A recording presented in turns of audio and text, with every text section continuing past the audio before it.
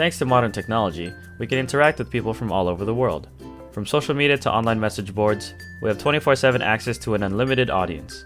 But within the online realm, you may have noticed how people say things they normally wouldn't say in real-world interactions. This behavioral change has been observed frequently enough that it was given a name, the Online Disinhibition Effect. This effect can be described as the tendency to feel less inhibited and less concerned with the consequences of one's actions in the online world. There's two ways it can work. People may feel more open and share personal feelings they normally wouldn't reveal, or people may lash out and make rude comments or threaten others.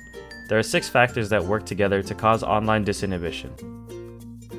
The first factor is dissociative anonymity. Thanks to the inherent anonymity of the online world, identity is easily altered or hidden. As a result, we might feel that our online actions are separate from our in-person identity, so we feel less vulnerable about self-disclosure or acting out. Next is invisibility. In the real world, we rely on feedback mechanisms like facial emotions and other nonverbal reactions to moderate our behavior. But for the most part, people can't see each other in online interactions.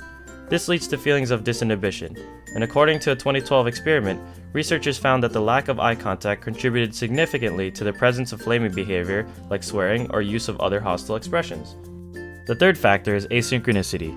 Emails and online message boards like Facebook feature asynchronous communication. As such, people don't have to respond to a message right away or deal with the immediate reactions of others. Some may call this an emotional hit and run. Then, there's solipsistic introjection. Essentially, online interactions may turn into a conversation happening inside our heads where we subconsciously create a distorted, imaginary version of the other person. We tend to disregard the fact that the other person is real and feel safer about expressing our thoughts or acting out. Fifth is dissociative imagination, where some people might view cyberspace as a make-believe dimension filled with imaginary characters. Think online personas. They may see it as a game where rules and norms of real life don't apply. Similar to dissociative anonymity, they don't feel responsibility for things they do online because they feel it has nothing to do with them. Finally, there's the minimization of status and authority. Online, where people have no idea who others are in real life, people may view each other as equals. Things like a person's wealth and social status are minimized, and authority has less of an effect on online presence. The more peer-like relationships cause online users to be more willing to speak out or misbehave. So, these 6 factors work together to change how people behave online.